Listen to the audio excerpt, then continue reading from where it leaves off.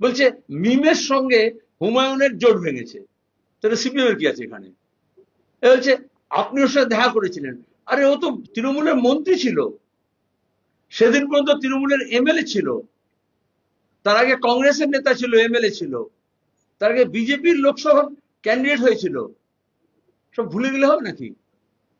এই ধরনের নেতাদেরকে টাকা পয়সা দিয়ে ভোটের আগে তৈরি করা হয়। আর কিছু দালাল মিডিয়া ডিসেম্বর জানুয়ারিতে দেখছিলাম না, দেশ কা নেতা कैसा हो, হুমায়ুন কবির जैसा हो বলে লাফাচ্ছিল না তোমরা? আরে আমারও তো খবর ওই জন্যই ছাপলো যে আমি দেখা করলাম বলে, না তো মোহাম্মদ সিমের খবরই ছাপে না।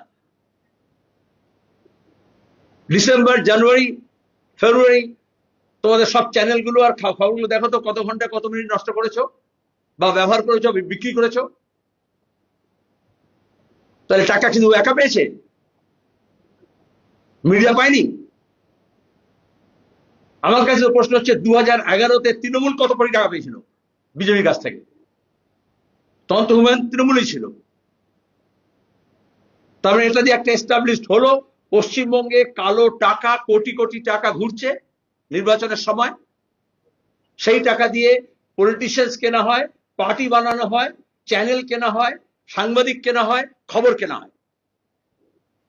এটা তো আমরা নন্দীগ্রাম সিঙ্গুর পর্যায়ে থেকে বলে আসছি, আজকে এস্টাবলিশড হয়েছে।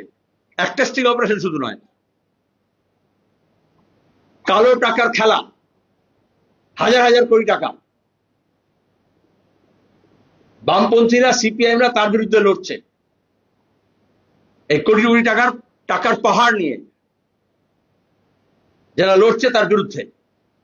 আমাদের কর্মীরা না খেয়ে দে তা ছুটে বেড়াচ্ছে গ্রাম গ্রামান্তরে, আর কেউ কেউ হেলিকপ্টার নিয়ে গাড়ির কনভয় নিয়ে ঘুরে বেড়াচ্ছে। কোত্থেকে আসে? তাহলে 2011 থেকে এখন পর্যন্ত প্রত্যেকটা বিধানসভা এবং লোকসভা নির্বাচনে পিসি ভাইপো যত হেলিকপ্টার ব্যবহার করেছে আর যত বিশেষ প্লেন ব্যবহার করেছে, কে টাকা দিয়েছে?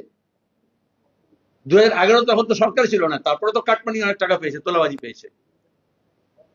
তাহলে 11 বিধানসভা নির্বাচনে যেটা পরিবর্তনের নামে হলো, যেখানে এত লোককে কেনা হলো, এত মিডিয়া কেনা হলো, আর এত হেলিকপ্টার লাগানো হলো, এত প্লেন লাগানো হলো, কোত্থেকে গেল টাকা? কার টাকা? এটাই তো আমরা বলছি। তাহলে সাং পরিবার পশ্চিমবঙ্গ দখল করার জন্য গত 20 বছর ধরে এখানে টাকা বিনিয়োগ করছে। কিন্তু দুর্ভাগ্য আমাদের চ্যানেলগুলো, ইনভেস্টিগেটিভ জার্নালিজম, খবরের কাগজগুলো নেই। কিছু একটা খুব হিন্দি বলতে হয় পরোশ দিয়া সামনে, তো সেটাই নাচানাচি হয়।